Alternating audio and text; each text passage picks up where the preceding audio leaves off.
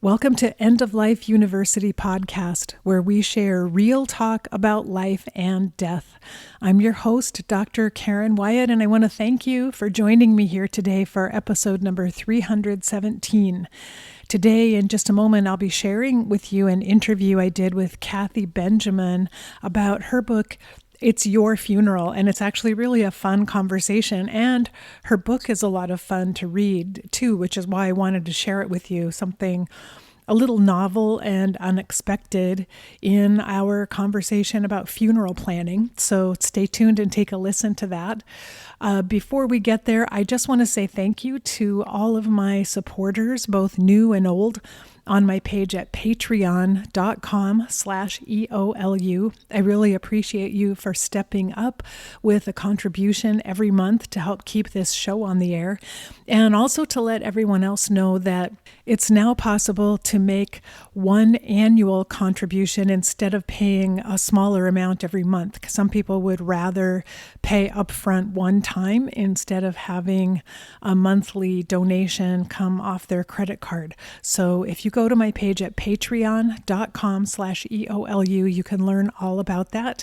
Sign up and join our team, and you'll get some fun bonuses like my monthly end of life news update, and also from time to time movie reviews my husband and I do about movies that deal with death, dying, and grief. So once again, thank you everyone who have been loyal supporters to me for several years now. I appreciate it so much. So we'll move on now to my interview with Kathy Benjamin. As always, stay tuned afterwards, and I'll come back with a few takeaways and to say goodbye. So here we go. Today, I'm very happy to welcome my guest, Kathy Benjamin. Kathy is a freelance writer whose work has appeared on various sites, including Uproxx and Playboy's The Smoking Jacket. She is also a regular contributor to Cracked.com, and she's the author of Funerals to Die For and the recently released It's Your Funeral, Plan the Celebration of a Lifetime, and that's the book we'll be discussing today. And you can learn more about Kathy at her website, which is kathybenjamin.com, www.kathybenjamin.com. So Kathy, welcome, and thanks for joining me today. Hi, thanks for having me. Well, I have really enjoyed reading your book after it was sent to me, and that's why I was excited to interview you about it, because this book, It's Your Funeral, is both, it's a really fun and fascinating read. It has great stories in it about funeral traditions and graveside rituals and things. It's lighthearted and entertaining and fun, but at the same time, it's a really helpful workbook for planning a funeral. And I'm so curious how you came about writing two books on funerals. This is always the fun story to tell. So I just started freelance writing online, and then after a few years, I was approached by Adams Media, and they said, we have this weird idea for a book, and based on your online writings, we think you could be good at bringing it to fruition. And I was like, okay, great. And then they were like, it's about funerals. And I was like, yes, they get me. So that's kind of how the first one came around. And then it happened, funerals and death was a big interest of mine anyway. So I was really excited about the topic. And then a few years later, I get another email from a different publisher going, hey, we saw you wrote a book about funerals. Do you want to write another one? And I was like, yeah. So it was, no work on my part, unfortunately, getting the idea out there. People came to me and said, we have an idea and you're weird. How about you write it? So wow, this is really your niche. But is there anything like that informed your interest in funerals from the past, or just a quirk of yours? Yeah, it's my origin story with funerals and death, I suppose, is when I was 17, I started having really, really debilitating panic attacks, like the kind where you genuinely think you're dying, call an ambulance, like really on the ground, convinced you're about to die. And, they're horrible. But, as a teenager, I was suddenly pretty much on a daily basis kind of confronting my own mortality, even though I wasn't actually in danger of dying. My brain didn't know that. And being, studious kid I was like, okay, what I'm going to do is I'm terrified of this, but I'm going to learn. If I read, if I take college classes on death and mourning and funerals, then I can become like an expert at it and I'll know about it and I'll get an A in death. It'll be fine. So, like, that was, that's basically the way I kind of dealt with that own existential fear, was just, okay, I'm going to confront it. I'm going to learn about it. And yeah, so by the time it was just happenstance, because I hadn't really written anything particularly, I don't think at that point, about death or funerals. It was kind of just this weird thing that I did in my own time. So when I was approached to write something about funerals, that kind of tipped me over the edge into just obsession and learning about them and going to cemeteries and all those things. Yeah, that was a question I had, is how you did research for the book, because it's full of so much information. And so, you obviously spent time working on it. So I was curious about what types of research you did. Yeah, I'm a reader. So pretty much like books, just lots and lots of books, and learning about the history. That's the stuff that really interests me, is the history, and then tying that into how we mourn and how we host funerals today. I did talk to a couple of funeral directors, but I didn't want to come at it from a business perspective, because I think that kind of takes it in a whole different direction. And then I kind of just talked to people that I know, people around the world, people that I'm close to, like, okay, what do you think about this? It was kind of something that I already talked to people that know that I'm weird and who are weird in the same way about. And so I just kind of got opinions and things that they'd seen. But yeah, a lot of reading mostly. And so really you were just continuing the work you may have started as a teenager, and coping with your own anxiety, which it's so wise of you at that young age to recognize, even though I'm terrified of this, I'm going to dive right into it and learn about it, because that's actually the best thing you could have done, in my opinion. Yeah, I mean, it was, I make it sound, I suppose, a lot easier than it was. It was hard, when you're terrified of dying. It's hard to sit and take a college class, and just sit there and try not to panic while you're learning about death and you're learning about the history of death. But it was definitely worth it. And I'm glad that I was able to confront it, at least on the level that I was at the time. It's gotten so much easier. I was asked by someone, they were like, okay, so you were really afraid of death. Has learning about it helped? And that's an emphatic yes. Like, now I can think about it with no problem. And so if it's something that scares you, I would encourage people to, read my book, definitely, but read and watch. There's great videos and all those things.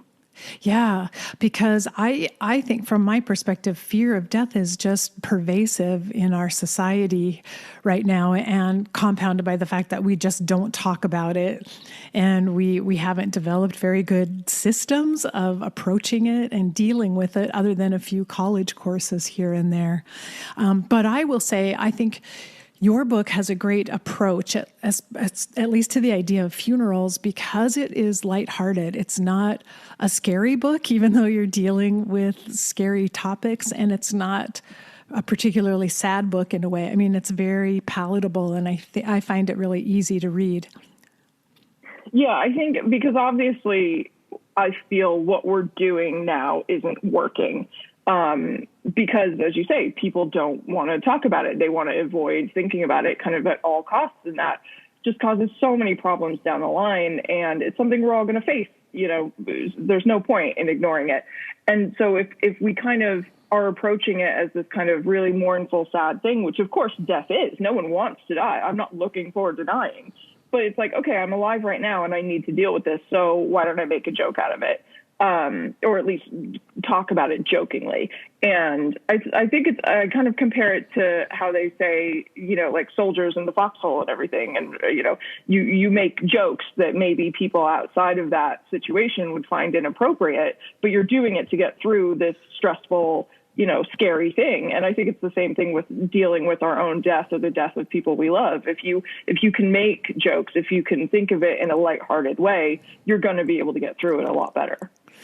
Yeah, and it just occurred to me how, at certain milestone birthdays, I think particularly maybe age 60 or so, it is somewhat common, to have black decorations and to talk about, oh, you're getting closer to the end now because you're 60, but it's a joke. Everyone's laughing about it and teasing the person who's getting older. But that makes me think your book might be the perfect gift for a celebration like that where everyone is being lighthearted about the topic, because it's a humorous book. I mean, and it comes across as having some good-hearted humor, even though it's very serious in its topic. I mean, and it's a serious attempt to get people to plan their funerals. I don't know if you've heard of that, if people have given it as age 60 birthday presents or not. I mean, yeah, it's only just come out. So I would hope that in the future, people are thinking about that.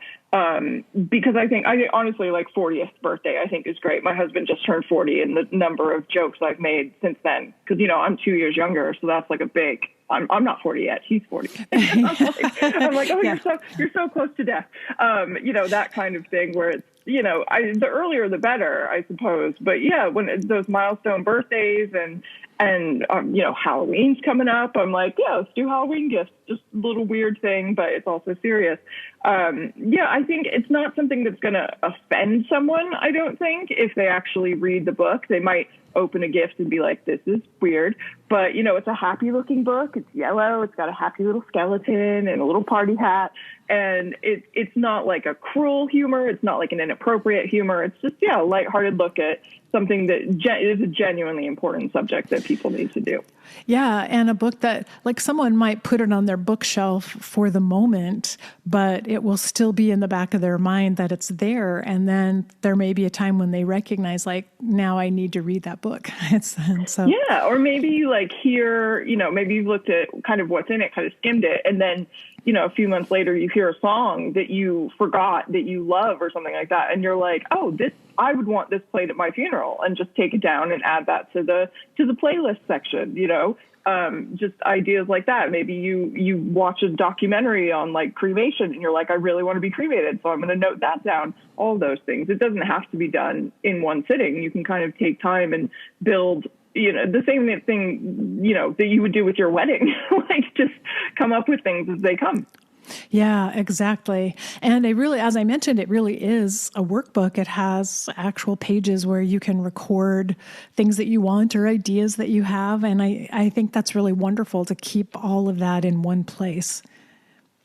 Yeah. And I think it's good to keep it in one place too, for your, when you do pass, it makes it a lot easier if your family members at least know, okay, we get this cool book off the bookshelf and we go through it. And it also has room for things like important passwords or other instructions that people might need when you do die. And it's just one really simple place for them to go and get all that information that they'll need. Yeah. And Kathy, after all the research and studying that you've done, I'd love to hear your opinion about why you feel funerals are important enough to write a book about them. I think funerals are really important for the people who are left behind. I think that especially over the past 18 months or whatever it's been now, we have realized that when you take away communal grieving, it is pain. It is hard. It makes losing someone that much worse. So I think having a funeral is very important for the people who are left behind. I think it was important enough to write a book about because funerals are hard enough for the loved ones that you do leave. And I think it's really, essentially cruel that we kind of are so afraid of thinking about our own death that we're like, you know what, I'm going to kick the can down the road. I'm going to let someone else deal with this. And then you die, and then they're really, really, really sad. And then they have to plan what is these days a $10,000, $15,000 event in what the average would be about 5 days. Mm-hmm. And it's just so much work to put on someone who is that upset. And I think as we've seen again over the pandemic, things can happen, things can come up. So having things planned is definitely, it's kind of a safe haven for the people who are left behind. It's a nice thing to do for your loved ones, I think.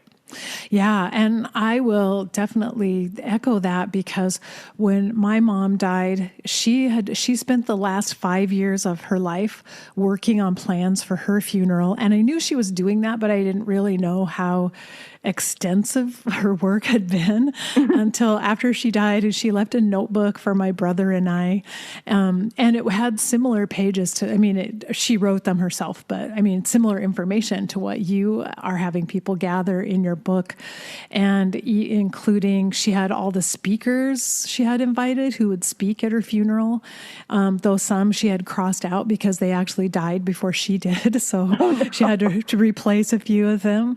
And to my surprise, I knew she had prepaid for a funeral, but she already had a video made that we could show, like a life review video. It was already made, already done. I didn't have to gather any photographs or anything. She did everything, including she had brochures made for the funeral that were just lacking the date of death. That's the only thing that had to be added later.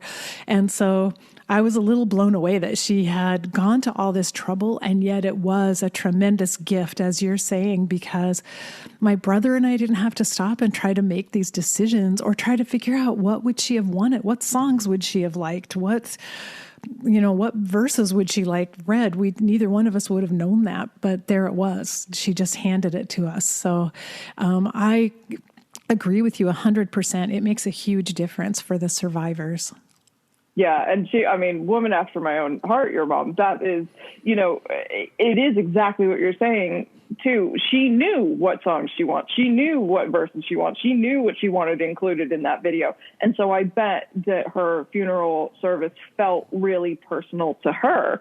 One of the things that I did learn when I was talking to people, because ironically, I haven't been to very many funerals in my life. So I kind of talked to people who had been to more and who'd been to ones for very important people in their lives.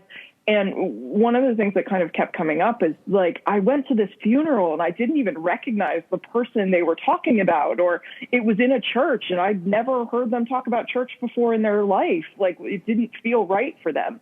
And I think that's another aspect of planning it yourself, is that you can make sure that your funeral is actually going to reflect you. Because even if your loved ones know you really well, in that kind of a stressful situation, are they really going to remember what your favorite song is or things like that? It's so true. And when I look back at it, each one of us knows different things about our loved ones. We've had different relationships and shared different things with them. And so it would be hard for any one person to plan a very complete picture of their loved one, a complete funeral, without getting input from lots of other people to do that. So as you said, it's ideal when we can plan our own and include all those special little touches, that will end up being meaningful to the people who attend. For sure.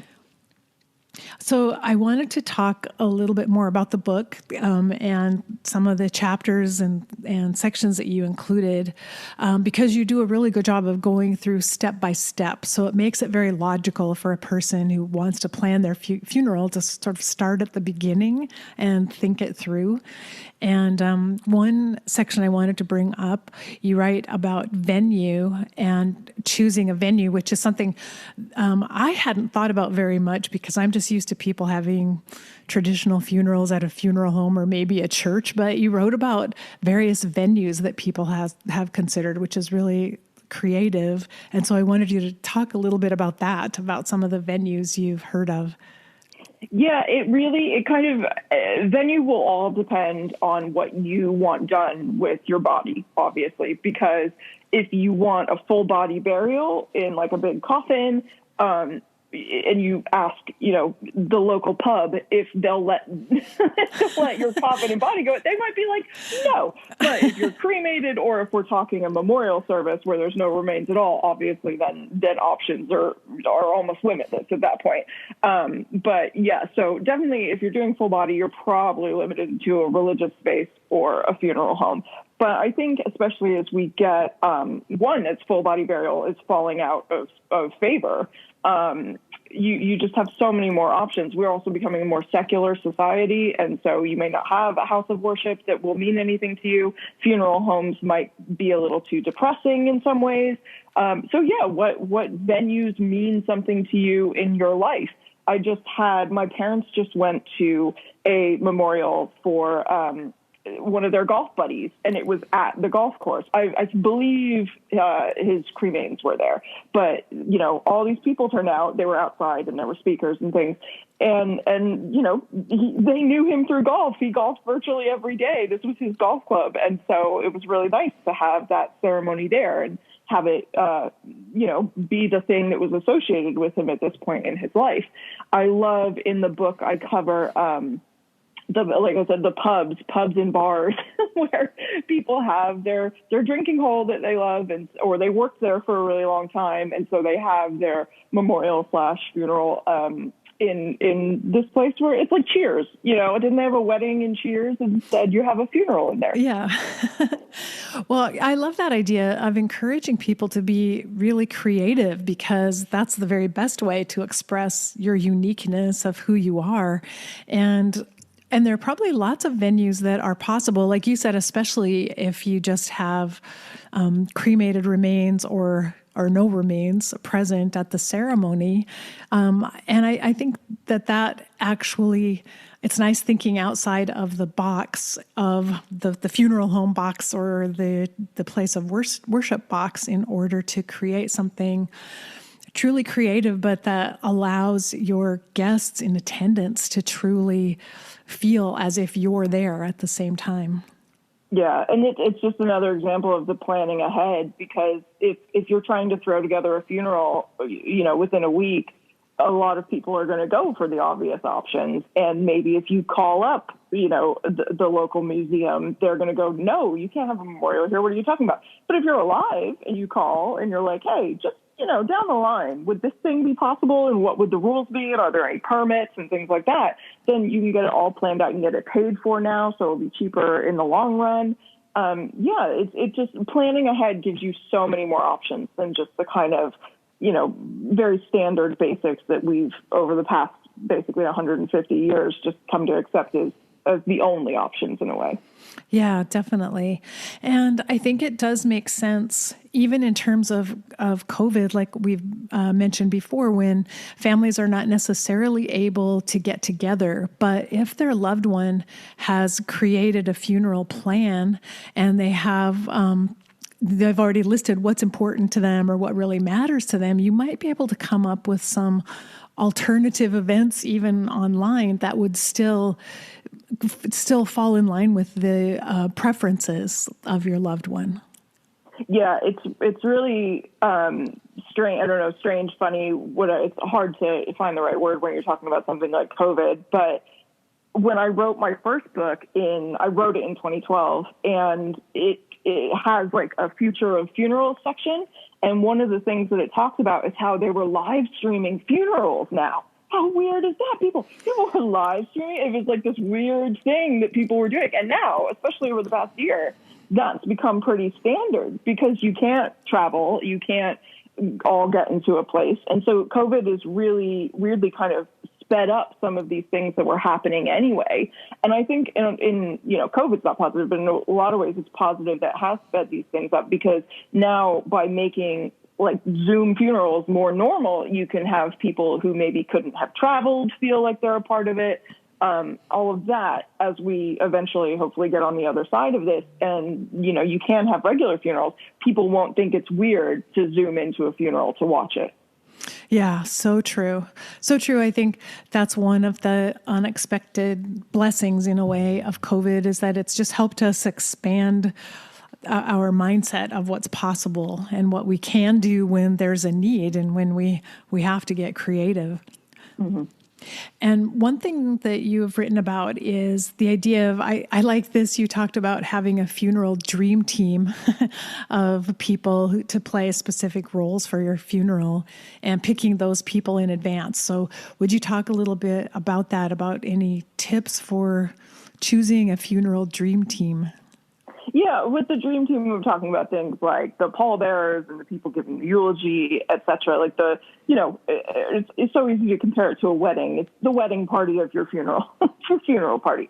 And those people, I think it's especially important to ask ahead of time because, again, to spring that on someone, to be like, hey, in 5 days, can you get up with a speech that you've written that has to be perfect and sum up this loved one of yours who's passed, perfectly, and you have to be able to stand in front of people to do it. So I think it's important to, one, ask people and make sure that they're willing to do these things, but also just kind of think about not even necessarily the people who are closest to you, but the people who are actually going to be able to take on those roles. You obviously don't want someone to do your eulogy who has incredible stage fright, because that's not fair to them when they're sad and just in general. And you want someone to be able to do you justice. So I think that's definitely one of those things that you want to cover all bases, because even more so than like when we're talking a venue or something, when we're talking actual people and their actual emotions and their time, it's good to plan that for sure. Yeah, and it makes sense if you were one of the people chosen to do a eulogy and you were chosen far in advance, that would stay on the back of your mind, and you might be gathering little stories and moments that you've had with this person, and even special conversations that you had with them that would be appropriate to include. Yeah, and what they don't want, and all of the, like, you can even talk with the person that you would be eulogizing and just be like, hey, there's this story that I think would be great, and they'd be like, oh, I'm so embarrassed by that story, and I want just touch base on things. Yeah, exactly. And you also write about choosing a theme for a funeral. And that was something new in my mind, because I haven't been to a funeral that I would say had any sort of theme. But, well, you talked about the funeral at a golf course, but I really like this idea of having a theme. It's not the right thing for everyone, but there's some people you can see who would be perfect for the Hell's Angels funeral, or so what other themes have you heard of that are interesting? Yeah, they kind of do crop up every now and then. They're kind of weird. Looking at, there was this show, this TLC reality show, which was very short-lived. It was only like half a season, I think, called Best Funeral Ever. And it's this funeral home in Dallas.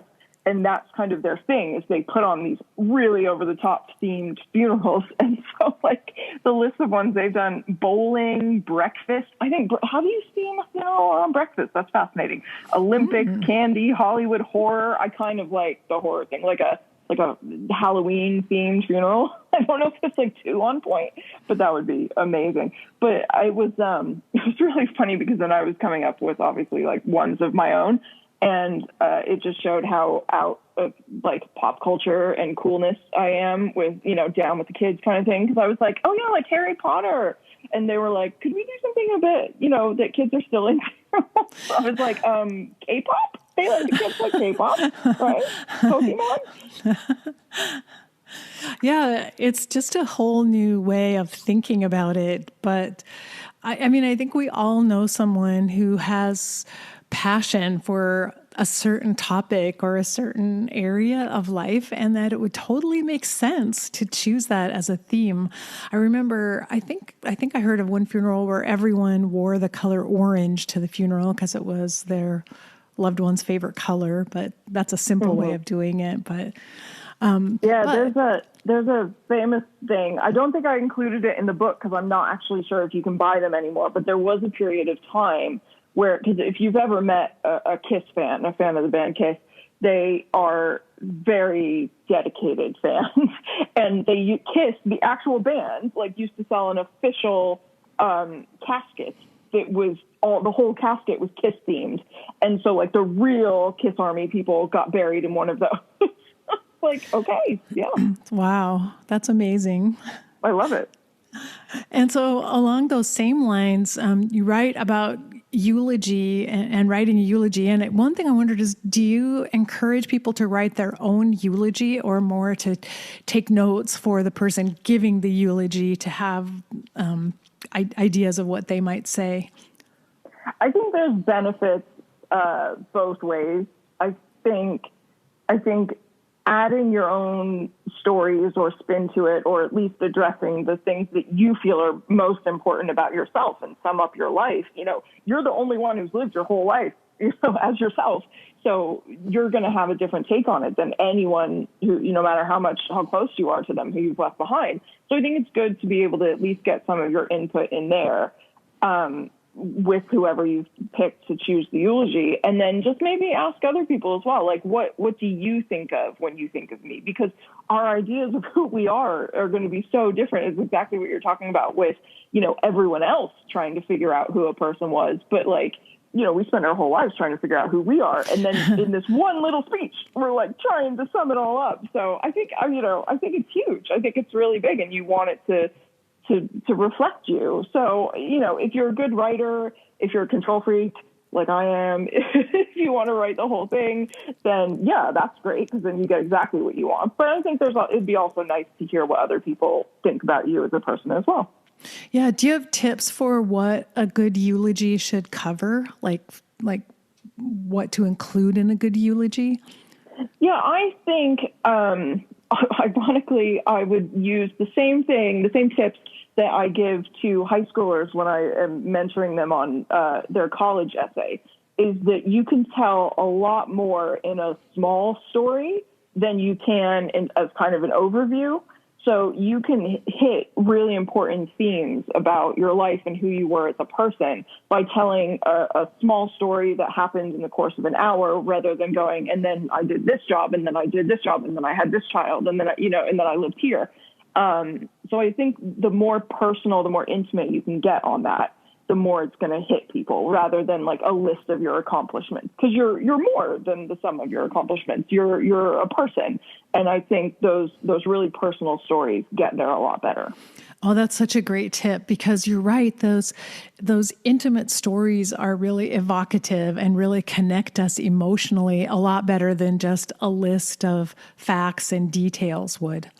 Yeah, and you figure if people are at your funeral, they kind of know what job you had, and they know who your next of kin are and all those things. It's not like they're going to go, oh, I didn't know that. Yeah, but they're not going to know this nice little story about this thing you did for someone. Yeah, I really like that, and I'm thinking that would actually be a eulogy everyone would enjoy listening to and be fascinated by, because they might learn something new about the person that they didn't know before. Yeah. And then you have one little section of the book called You Can't Take It With You. However, you point out that a lot of people do take a lot of things with them that they're buried with, which I found that really fascinating too. And for one thing, you just mentioned these days, a lot of people want to be buried with their cell phones, which somehow that almost seems really sad to me because we spend so much of our lives connected to them, but then maybe that's like a prized possession for a lot of people. Yeah, I think it's one of those things where we just have to kind of put technology into kind of a historic framework. People used to be buried with letters all the time, letters from their loved ones and things like that. And what is your cell phone other than where you get all your texts and where you get your phone calls and, where you check your emails and all those things. So it really is almost just all of your letters, if we still wrote letters. It's all those things that loved ones have said to you. Sure, it's off and you're in the ground, but that's still what it means. And the other thing with cell phones, which I actually find really, really beautiful, is that a lot of people will continue paying their loved one's cell phone bill so that they can call their number and hear, if they have a voice message, then they're hearing their loved one's voice. And then they can leave them a message and just be like, hey, your favorite team won the Super Bowl or anything, I missed you. And even though maybe at first that sounds kind of odd, think of how cathartic that would be to call the person's number and hear their voice and just pour out your heart about how sad you are. And at the same time, that cell phone is in the coffin or the urn or wherever. You can't be cremated with your cell phone, but you can put it in after. It really is beautiful in a way. Yeah, I can see that now, because I do remember someone telling me that how devastated he was when he realized one day that he could no longer remember what his mother's voice sounded like, and how tragic that was for him. But to be, as you're saying, to be able to just dial up and listen to the voice message would be would be very sweet and beautiful in that moment. Yeah, the voice thing, that was a common thing from people I talk to. I say everyone just start a podcast and then everyone will have everyone's loved one's voice. But a lot of people don't. They don't have a recording. And that's exactly what happens. You're like, I can't hear their voice in my head anymore. Even for people who don't continue paying for a phone bill, like if you have a voice message that was left on your phone by your loved one and then you don't delete it. And I've talked to people where it's the most banal message in the world from like their dad. And it's just like, oh, hey, sorry I missed you, call me back. And they will save that for forever. They still have it just so that they have that voice. Yeah, I can totally see that. Are there other interesting things that people have chosen to take with them to be buried with that you can fill us in on? Oh, completely. I mean, and at the end of the day, name a thing, and someone's probably taken it with them because, we put a lot of stock in our possessions and what we surround ourselves with and what we really love. So you've got, golfers who take golf clubs, fishermen who take fishing poles with them. You've got Sandra West is the ultimate example. She was very rich, so she could do whatever she wanted, and she was buried in Texas in her classic car. So they made this giant hole in the ground in an actual cemetery and sat her in the car and they buried her with her car. I can't remember exactly. It was a Ferrari. That's it. Yeah, 1964 Ferrari. And then they had to encase the whole thing in cement so people wouldn't steal it. But hey, if you got the money, you can do it. I like one of the people I have in the book is Tony Curtis. And his coffin, he died in 2010, and his coffin just says, I literally have to read it because there's so much. There's a model of his car, his Navy medals, his grandson's baby shoes, some stones, a DVD of his favorite films, his iPhone, packets of Splenda, a Percocet tablet, and his dog's ashes. And there was more. I didn't have room to include everything. So it's really just anything you could take, jewelry and locks of hair and just, anything at all. And it's actually a historical custom, right, through the past, because didn't the Egyptians, I'm not sure, but bury people with possessions, and that has been a common thing in the ancient past? Oh, yeah, even more so. Technically, they're called grave goods. And one of the ways we understand the history of humans, of actual humanity, is when they find really ancient graves, like we're talking 100,000 years ago, with grave goods in them, they know that this was a ritualized burial. There was some reasoning behind it. It literally takes what it is to be human, and every time they find an older and older grave like this, it kind of pushes that back. Like, yeah, okay, we came up with religion and language, and we figured out how to mourn people. And one of the ways, like I put in my book, is they found one of someone who was buried with antlers. And it's very obvious to the archaeologist that he wasn't just thrown in a hole with some antlers. This was a very ritualized thing. It's like, okay, what did the antlers mean? Why did he need the antlers? Obviously, they mean something. So yeah, I would say it's not only something that we've done historically, it's something we've done from the beginning. It's like a really important part of being human to be like, okay, you're gone, but what are you taking with you? Yeah, it's really beautiful. I mean, it really is like a sign of civilization in a way, that we love each other and we care about each other and care about each other's disposition after we die, and want to make that beautiful in every way. Exactly. You're no longer just getting rid of a body because the body is smelly and becoming unsafe. You're getting rid of it in this really ritualized way, in a way that means something to you. Yeah, and that's one of the parts of the book that I really enjoyed. You cover a lot of unique funeral traditions from around the world, and I found that really fascinating to read the stories that you tell. So this is what I'm trying to give listeners out there, this picture of how interesting your book is, and just so full of information. But would you tell us a few of the stories about some of the traditions that you learned about from around the world?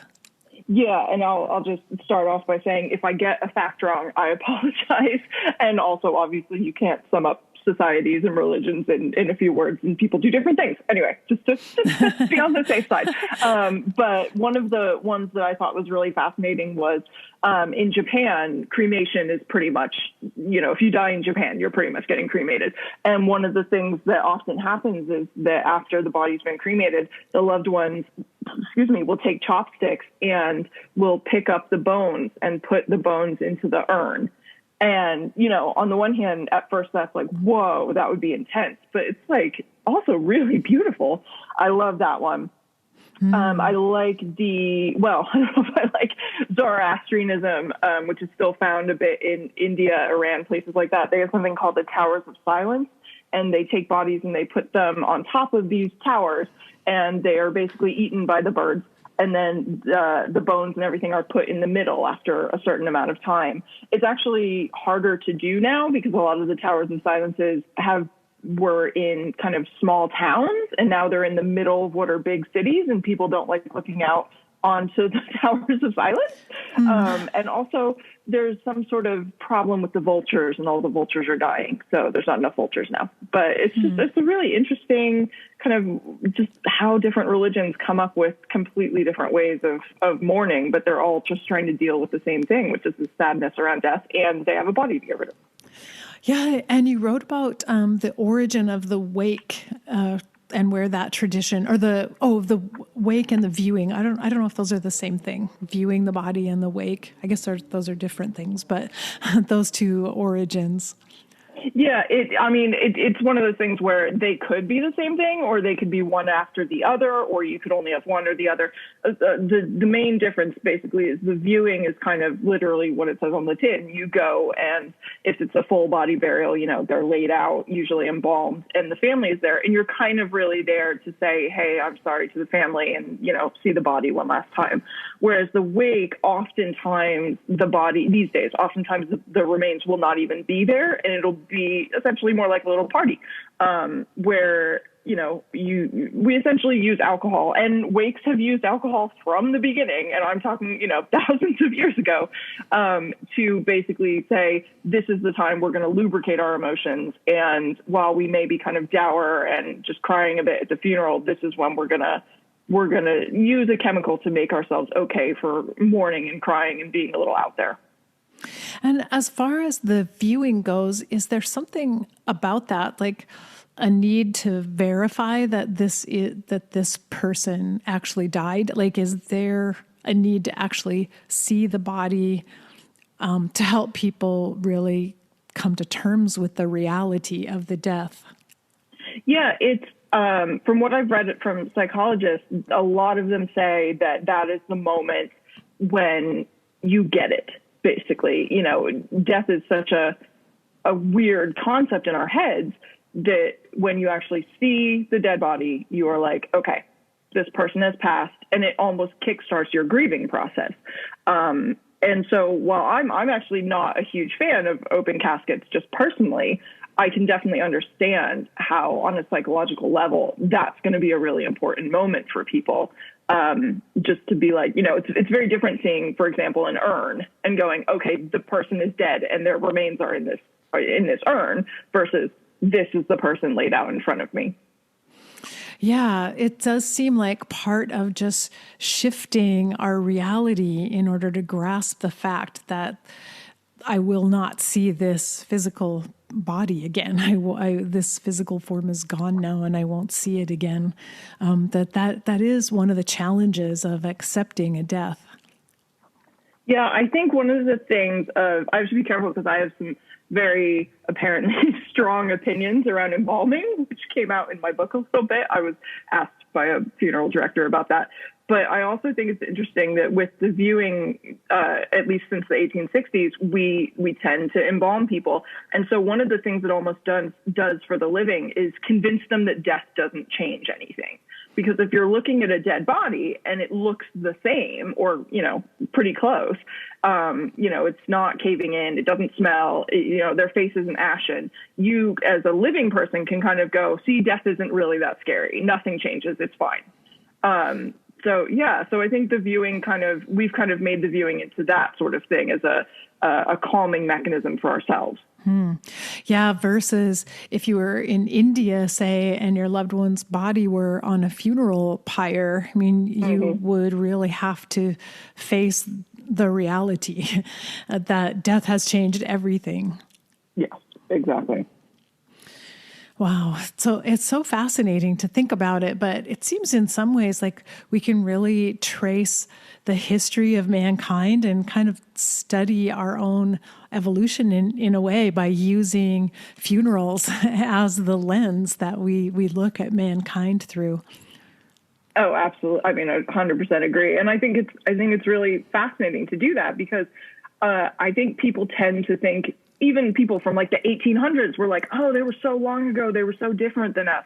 But really, when you look at it, you've got 100,000 years of people trying to come to terms with the same emotion, which is grief. And grief is a really horrible emotion to deal with. And so when you look back through the ages and you go, okay, well, oh, they built giant pyramids, and okay, well, they did well, Viking funerals weren't really a thing. So I was going to say a Viking funeral, but they buried people at sea or whatever they did. It at the end of the day, even if it sounds weird to us, it was the same drive of, okay, this person we love is gone, and this is how we're dealing with it. And it might look weird. What we do now is going to look weird to other generations. But for us, it's what we've accepted as the way of which we're supposed to grieve. Funerals go through fads just like everything else, and they will change in the future. And yeah, but right now we're like, okay, this is how we feel better being sad.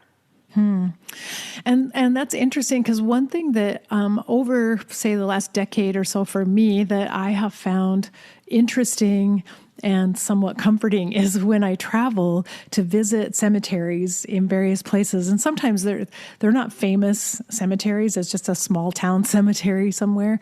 But just walking through a cemetery, I don't know, it's very interesting to me because sometimes I will see like a lot of graves of children that came from, say, the time of the Spanish flu, a little over 100 years ago.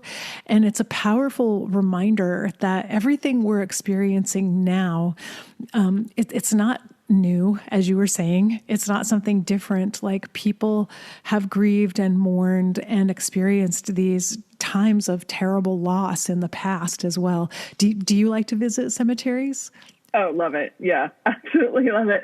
I think you kind of get, I mean, it depends on what kind of cemetery you're talking about. But if we're talking about, the cemeteries that were built kind of the early, late 1800s that are laid out to be beautiful, to be garden cemeteries that have trees and that have these really beautiful artistic stones, you get the art and you get the history and you get just kind of a beautiful nature walk all into one. I think and people tend to not go to cemeteries unless they have to be there. So you're on your own kind of thing. It's like a really contemplative, beautiful place.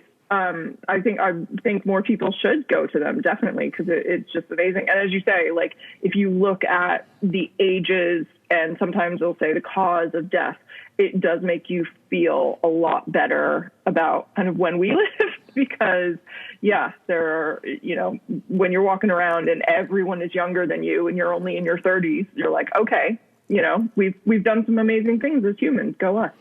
Yeah, that's really true.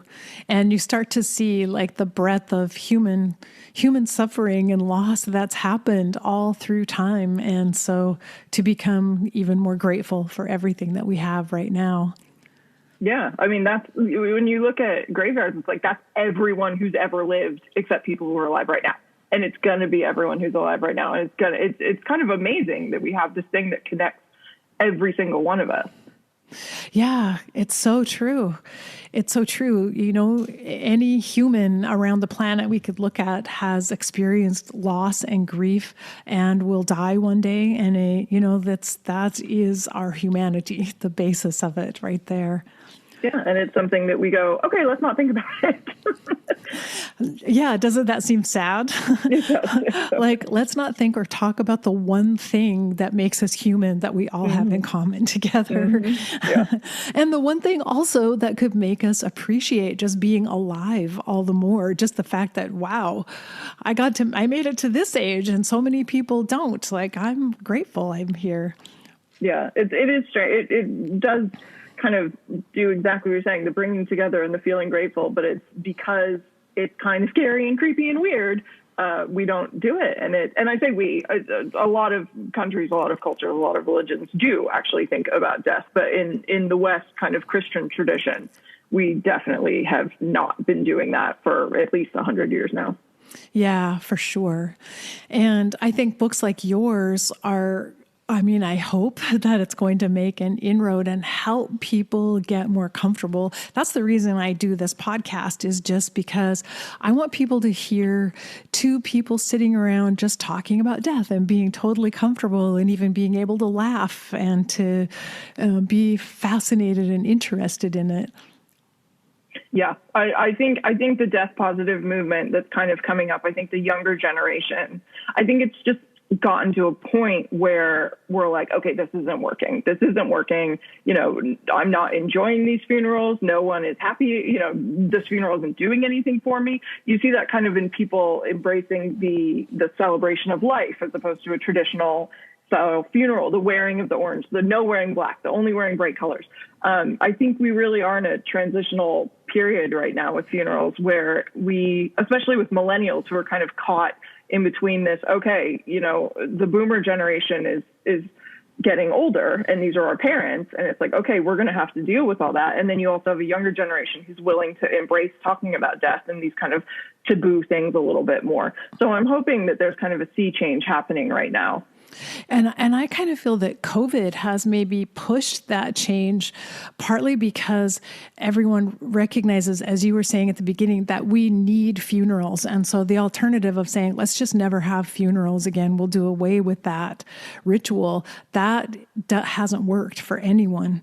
And so I think we're re-embracing the value of having a ritual after someone dies, and that maybe that was just the spark that we needed now to apply our creativity, and let's change it all. Let's do it differently, but let's keep doing it.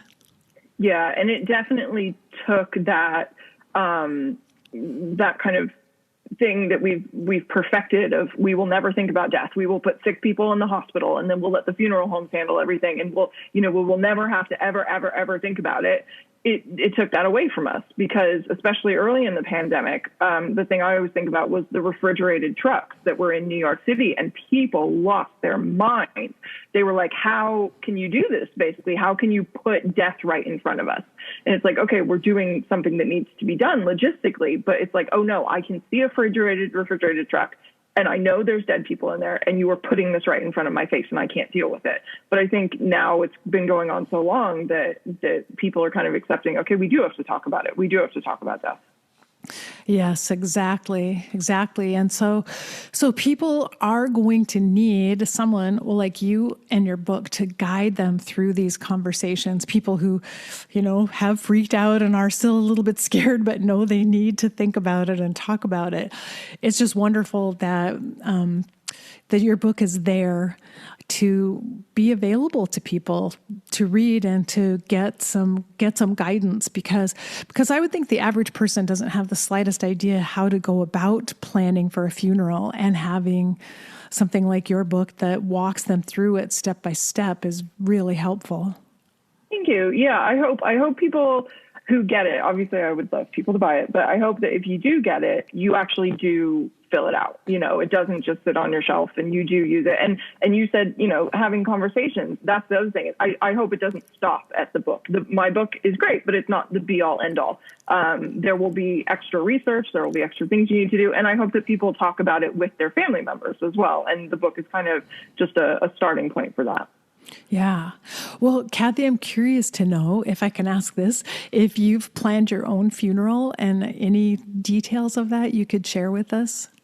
Yeah, I actually, weirdly enough, am not a really big fan of having like everyone come to one place for a funeral. I kind of like the idea of I have something written that I would like sent to everyone, kind of just saying things to them from me. And I have a playlist of just 3 songs that are all kind of sad that I like. And I would kind of hope that people would just, wherever they are, just sit for a little bit and read what I've written and listen to the songs and kind of reflect on me as a person. Part of that is I've lived like 4 drastically different places across the world.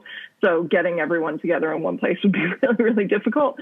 But yeah, I think, something, reading my writing and listening to songs and thinking about me is kind of what I want people to do. I love that idea. It's kind of the deconstructed funeral in a way of, but to know that everyone who cares about you is sharing, they're reading the same things and listening to the same music. I think that's really beautiful. Yeah, I think it allows people to kind of mourn in their own way as well, as opposed to, having to feel like people are watching you. I'm a writer, so I know a lot of introverts. So they probably want to just stay home anyway. Yeah, so true. That's very interesting. Well, Kathy, tell us where listeners can get your book and how they can connect with you. You can get my book, hopefully, anywhere good books are sold. Obviously, it is on Amazon. If you're from another country, I know it's on the European and UK Amazon, things like that. It is other places besides Amazon. If you go to Quirk's website or just search the title of the book, It's Your Funeral by Kathy Benjamin, you'll find a million other places, Books A Million, things like that. And you can find me. The best place to reach out to me is on Twitter, which is just at Kathy Benjamin, my full name. And yeah, I will get back to people. I love to talk to people. Yeah. Well, and I seriously encourage listeners to get this book. And again, I do think it would make a nice gift if you can do it in the right way for the right person on their birthdays, but just something each one of us should probably be working on and filling out as we go. So It's Your Funeral, Plan the Celebration of a Lifetime. So Kathy, thank you so much for joining me today and talking about your book and also for just sharing with us all of this information.